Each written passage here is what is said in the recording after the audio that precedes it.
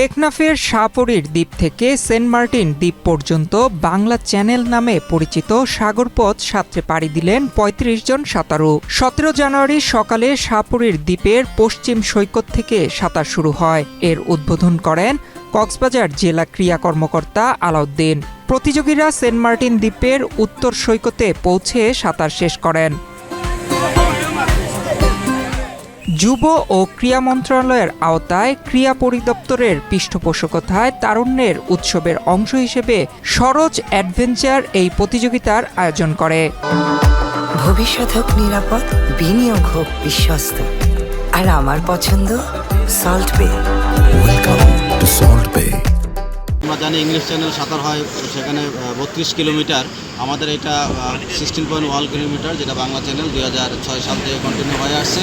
তো আমরা সবার কাছে দোয়া এবং শুভকামনা জানাচ্ছি যে সবাই আমাদের জন্য দোয়া করবেন, যাতে আমাদের এই সাঁতারুরা তারুণ্যের উৎসবকে উজ্জীবিত কাজে লাগিয়ে এই যে অদম্য ইচ্ছা 16.1 কিলোমিটার বঙ্গোপসাগর পাড়ি দিয়ে শাহপুরী দ্বীপ থেকে সেন্ট মার্টিন দ্বীপে যেন অত্যন্ত সুস্থভাবে তারা যেন সম্পন্ন করতে পারে।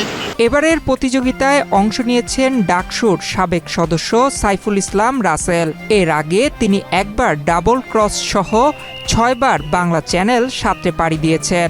2023 সালে তিনি 3 ঘন্টা 50 মিনিট সময়ে বাংলা চ্যানেল পাড়ি দিয়ে প্রথম স্থান অর্জন করেন। আমি বাংলা চ্যানেলে এবার তৃতীয়বারের মতো নামবো। 23-এ কমপ্লিট করেছি। খুবই এক্সাইটেড। 1 বছর অপেক্ষা করলাম, লাস্টের 24-এ আমরা এসেছিলাম, তখন হয় নাই। সাগর 2 দিন আমরা প্র্যাকটিস করলাম টেকনাফের বিচ থেকে। তো এখন আমরা কিছুক্ষণ পরে রওনা দিব। আশা করি ওই পারে যে উঠতে পারবো। সবাইকে শুভকামনা এবং আশা করি সবার অভিজ্ঞতা ভালো হবে। আর এর আগে আমি যমুনা 80 কিলোতে অংশগ্রহণ করেছিলাম এবং ওই জাতীয় পর্যায়ের সাথে অংশগ্রহণ করেছি। ওই বাংলা চ্যানেল যেন খুব সুন্দরভাবে ফিনিশ দিতে পারি, এর জন্য সবাই আমার জন্য।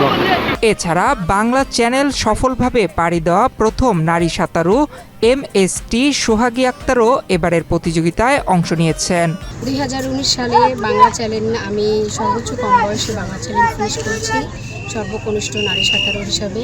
এবার আমার দ্বিতীয়বার, আশাবাদী এবারও প্রথমবারের মতো এবারও আমি বাংলা চ্যানেল ফিনিশ করতে চাচ্ছি। আপনারা আমার জন্য দোয়া করবেন। নয়ন বিশ্বাস, বাংলাদেশ প্রতিদিন।